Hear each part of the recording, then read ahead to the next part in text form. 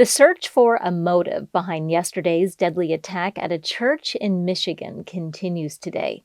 And taller than 2 Eiffel Towers stacked on top of each other, China has opened the world's tallest bridge. Good morning. I'm Windsor Johnston from NPR News, and here are today's top stories. Schools in Grand Blanc, Michigan are closed a day after a deadly shooting at the Church of Jesus Christ of Latter-day Saints. Authorities are working to determine a motive for the attack that left at least 4 people dead. Steve Carmody from Michigan Public Radio reports. Police say 40-year-old Thomas Jacob Sanford drove his truck through the entrance of the Church of Jesus Christ of Latter-day Saints in Grand Blanc, Michigan, about 60 miles north of Detroit. He then allegedly started shooting and deliberately set the church on fire. Grand Blanc Township Police Chief William Rennie praised the bravery of the people inside the church during the attack. They were shielding the children who were also present within the church, moving them to safety. Just hundreds of people just practicing their faith. Sanford died after exchanging gunfire with police. Authorities are sifting through the burned-out church looking for additional victims. The FBI is investigating the incident as an act of targeted violence. For NPR News, I'm Steve Carmody in Flint, Michigan. The state of Oregon is suing the Trump administration to block the president from deploying National Guard troops to Portland to combat crime. Tiffany Kamhai with Oregon Public Broadcasting reports the governor is blasting the move. Oregon Governor Tina Kotek says sending National Guard members to the state's largest city is an abuse of federal power. Kotek says she's working closely with Oregon's Attorney General on litigation that alleges the move is unlawful. Oregon is our home. It is not a military target, and we're going to fight back to make sure that we can keep Oregon safe. The suit seeks a temporary restraining order to block the deployment of armed forces. President Trump has been threatening to send troops to Portland for weeks, citing security concerns at the city's Immigration and Customs Enforcement facility. For NPR News, I'm Tiffany Kamhai in Portland. President Trump is expected to meet with top congressional leaders at the White House today. Lawmakers are facing a critical deadline on Tuesday to pass a temporary spending bill. NPR's Barbara Sprunt reports if Congress fails to reach a bipartisan compromise, the government could partially shut down at midnight tomorrow. The meeting is somewhat of a redo. Top Democrats were supposed to meet with President Trump last week to negotiate a path forward and avoid a shutdown, but the president canceled that meeting. The Oval Office meeting today will come hours before the Senate is expected to vote on a House-passed continuing resolution to fund the government through late November. Senate Democrats previously blocked that from advancing. They want to negotiate with Republicans to address expanded Affordable Care Act subsidies that expire at the end of the year. Republicans are pushing to pass the stopgap bill first and then negotiate. Barbara Sprunt, NPR News, Washington. President Trump is preparing to host Israeli Prime Minister Benjamin Netanyahu at the White House this morning. The two leaders will discuss a new U.S. proposal that Trump has described as special, aimed at ending the war in Gaza. But as NPR's Emily Fang reports, it's not clear if Israel and Hamas will agree to the terms. Many of the points in the proposal have been raised before. For an example, an end to the war in exchange for all the hostages returned to Israel.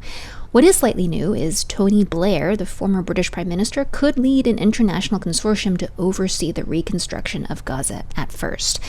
But other points, like the total disarmament of Hamas and a hard timetable of when Israel would withdraw its forces, are sticking points. And all the while, Israel's military continues to pound northern Gaza, where some residents have not been able to leave this area because they say they have nowhere safe to go. Al-Auda Hospital in northern Gaza said on Sunday that Israel's ground operations there killed 13 Palestinians who were brought to the hospital. Emily Fang, NPR News, Tel Aviv. After a series of delays, the flotilla of dozens of boats carrying aid is heading to Gaza. NPR's Ruth Sherlock reports they're planning to challenge Israel's naval blockade. Israel has said it will use any means to prevent the boats from reaching Gaza as it continues its offensive against Hamas there. Last week, drones hit the flotilla with stun grenades and caused damage but no injuries. In a social media post, the Global Samud Flotilla organisers said they were continuing to Gaza with, quote, hope in our hearts.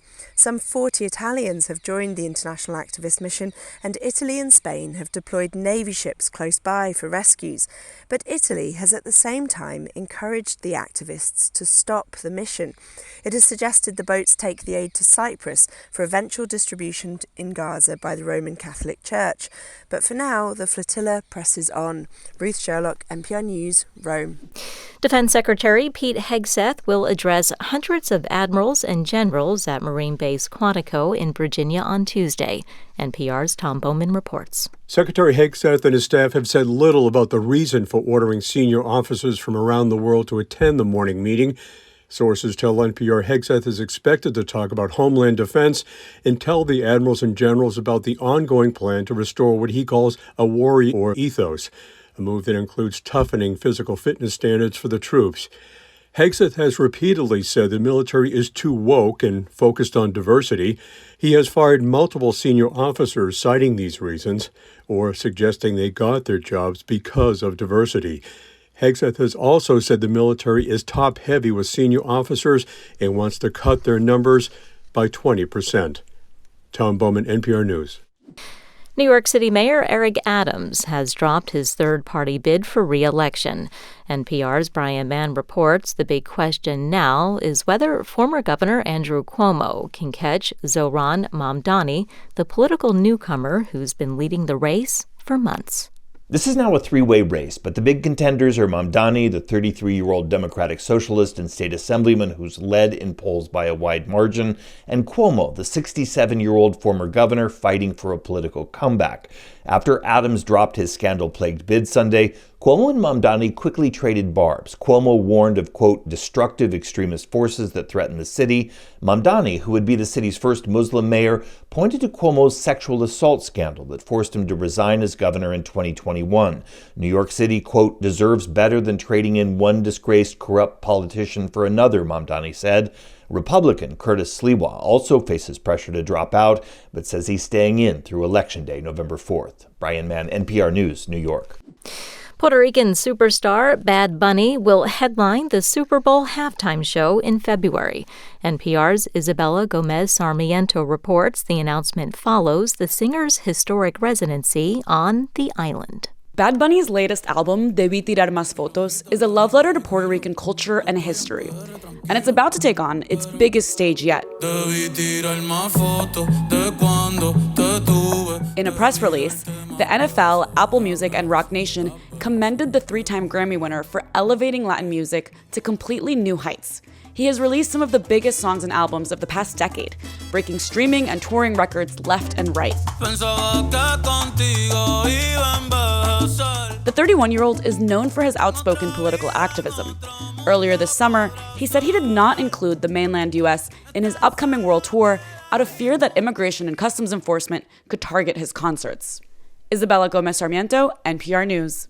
China is debuting the world's tallest bridge, a jaw-dropping structure that soars more than 2,000 feet above a canyon in the country's Guizhou province. It stands taller than 2 Eiffel Towers stacked. But good news for commuters. The bridge has slashed travel time across the gorge from 2 hours to about 2 minutes. This is NPR News.